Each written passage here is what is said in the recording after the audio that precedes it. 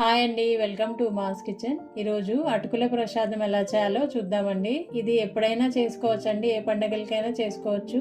అయితే ఇప్పుడు ఎలా చేయాలో చూద్దాం. ముందుగా ఒక బౌల్ తీసుకుని అందులో 2 కప్పులు అటుకులు వేసుకోవాలి. వీటిని ముందు జల్లించుకుని తర్వాత తీసుకోవాలి. మన డస్ట్ ఉంటే కిందకి రాలిపోతుందండి. తర్వాత ఒక కప్పు పాలు పోసుకోవాలండి అందులో. ఇప్పుడు అటుకుల్ని మనం పాలతో నానబెట్టుకోవాలండి. అటుకులంతా తడిసేటట్టు మొత్తం కలుపుకోవాలి.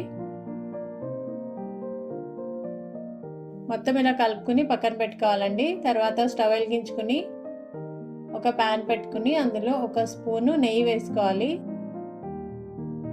నెయ్యి కొంచెం వేడైన తర్వాత కొన్ని డ్రై ఫ్రూట్స్ వేసుకోవాలండి. జీడిపప్పు, బాదాము చిన్న పీసులుగా కట్ చేసుకుని వేసుకుని ఫస్ట్ ఇవి కొంచెం వేగిన తర్వాత కిస్మిస్ వేసుకోవాలి.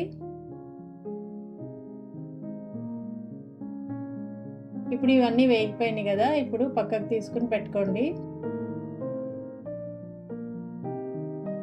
తర్వాత అదే ప్యాన్లో 1 కప్పు కొబ్బరి వేసుకోవాలి. ఇది తురిమిన కొబ్బరి అండి, లేకపోతే మీరు గ్రైండ్ అయినా చేసుకోవచ్చు. ఫస్ట్ కొబ్బరిని 4-5 నిమిషాలు వేయించుకోవాలండి. కొబ్బరి కొంచెం వేగిన తర్వాత అందులో 1/4 కప్పు బెల్లం వేసుకోవాలండి. మీరు స్వీట్ కొంచెం ఎక్కువ తింటే 1 కప్పు వేసుకోవచ్చు. బెల్లం వేసుకుని కలుపుతూ ఉండాలండి. బెల్లం అంతా మెల్ట్ అయిపోవాలి. అప్పటి వరకు కలుపుకుంటూనే ఉండాలి. చూడండి, బెల్లం అంతా మెల్ట్ అయిపోయింది. ఇప్పుడు అందులో కొంచెం యాలకుల పొడి వేసుకుని మొత్తం ఒకసారి కలపాలండి. తర్వాత మనం పాలల్లో నానబెట్టుకున్న అటుకులు కూడా వేసుకుని మొత్తం కలిసేటట్టు కలుపుకోవాలి.